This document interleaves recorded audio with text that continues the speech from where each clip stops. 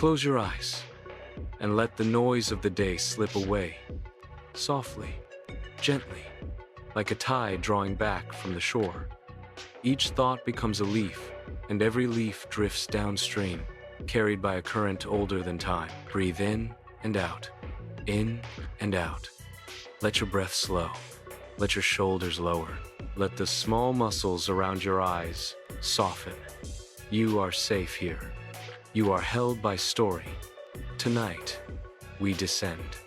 Down, step by slow step, past the world of voices and lamplight. Past the world of turning clocks and measured hours, into the ancient realm beneath the earth, the underworld, the kingdom of Hades. It is not a place of terror, but a place of order, of stillness, of pause. It does not rush. It does not push. It waits. It watches. It holds. The path begins at the river Styx. Its dark waters are smoother than glass, wider than memory, quiet as sleep. No moonlight finds it. No starlight rests upon it. Only the calm gravity of eternity presses upon the surface like a steady hand. Mist clings to the low banks, curling like pale ribbon in the cool air. The scent of stone and damp soil rises to meet you, and with each breath you feel yourself slow, as if time has grown deep and gentle, like water in a shaded pool. Listen, they're so faint you almost doubt it, a music of whispers, the drifting voices of souls ferried across the water. They are not afraid. They are not hurried. They move like fog over a meadow, like moth wings in the dusk, like sleep itself crossing the threshold of a quiet room.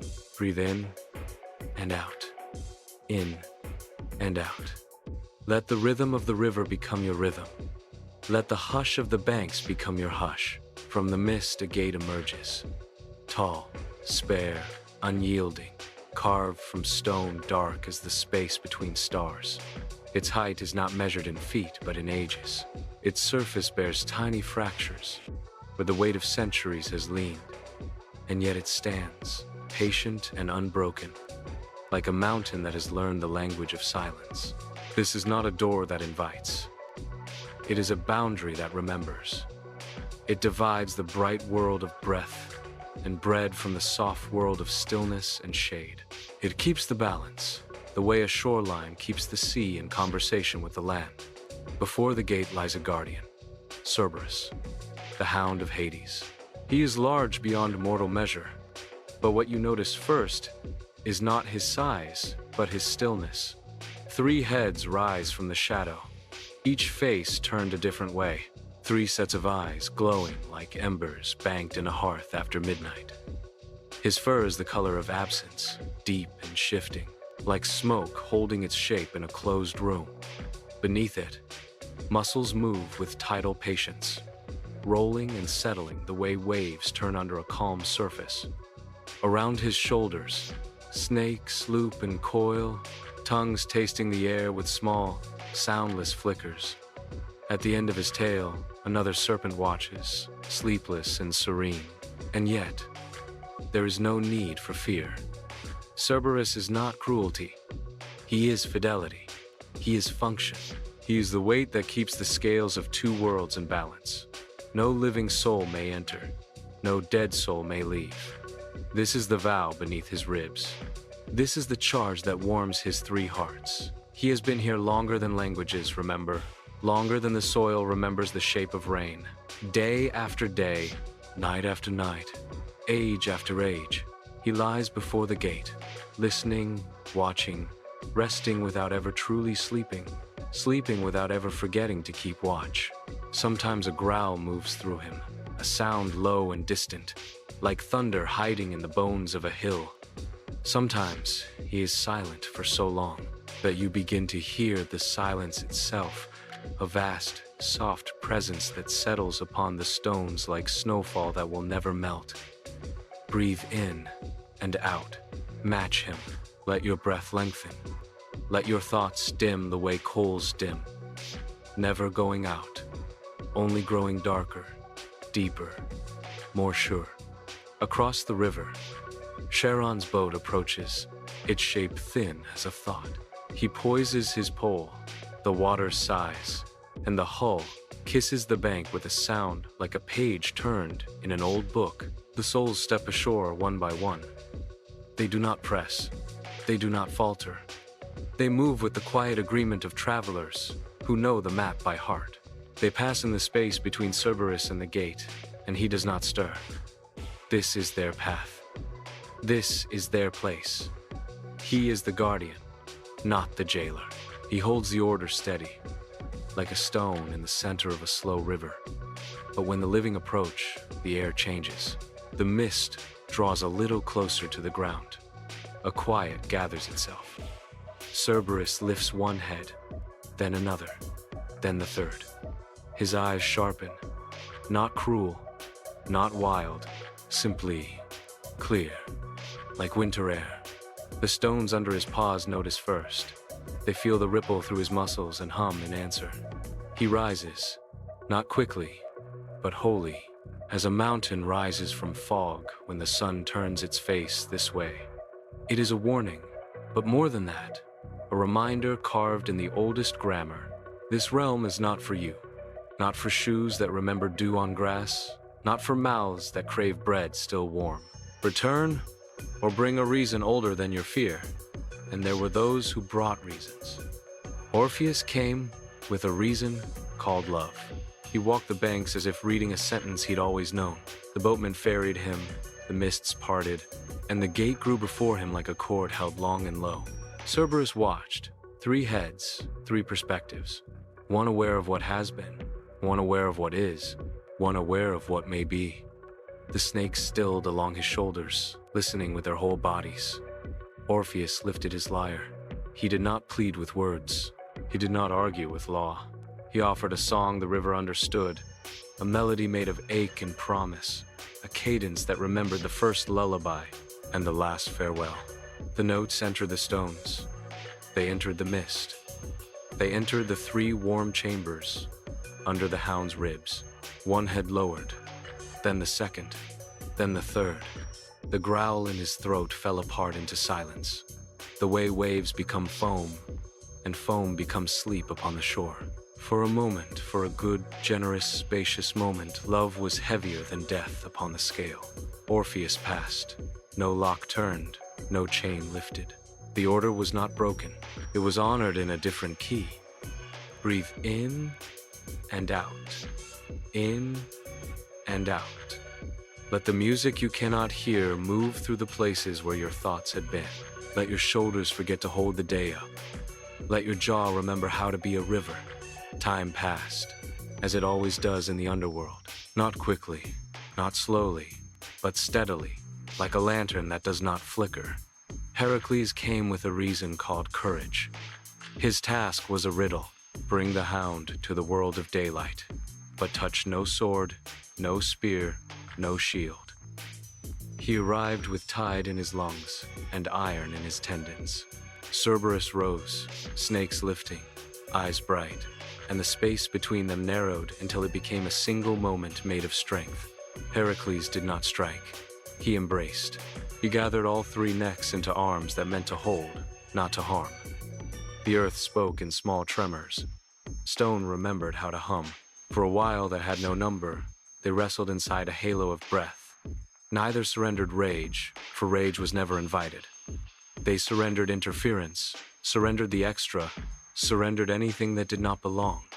When the moment ripened, the hound yielded not broken, not mastered recognized. Courage had weight. Duty had weight. The scale balanced and did not spill. Heracles took him upward for a time, and the day did not shatter. When Cerberus returned, the gate did not question him. The stones made room, the mist leaned close, and the order, like a well-made knot, held. Breathe in and out, in and out. You are learning the language of the threshold. Every breath is a syllable of that language. Every exhale says, I release. Every inhale says, I receive. Aeneas came guided by reason and by right. The Sibyl walked beside him, carrying the script that doors respect.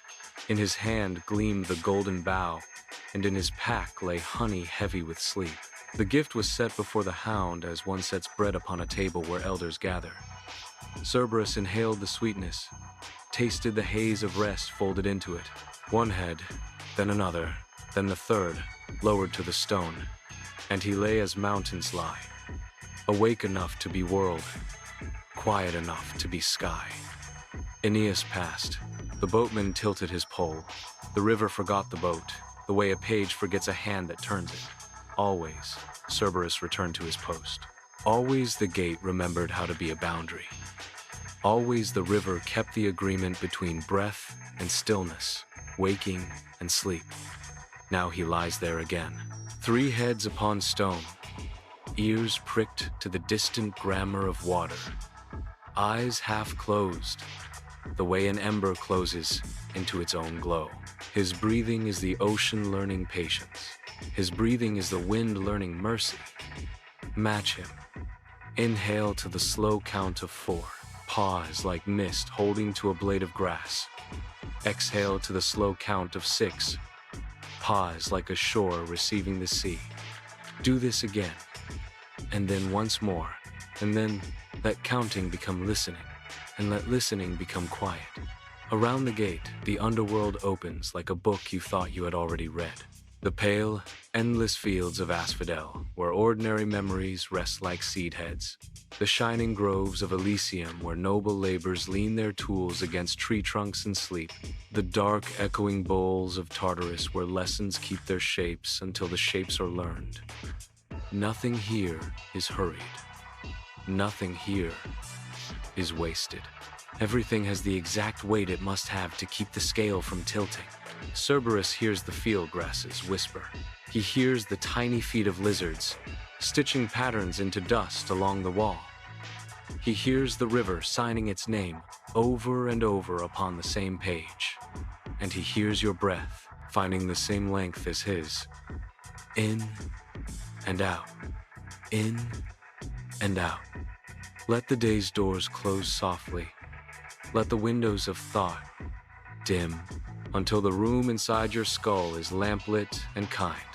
If a worry lifts its head, give it honey. If a memory growls, sing it a low song. If a plan paces, tie it gently with a ribbon of breath. Nothing must be forced. Nothing must be banished.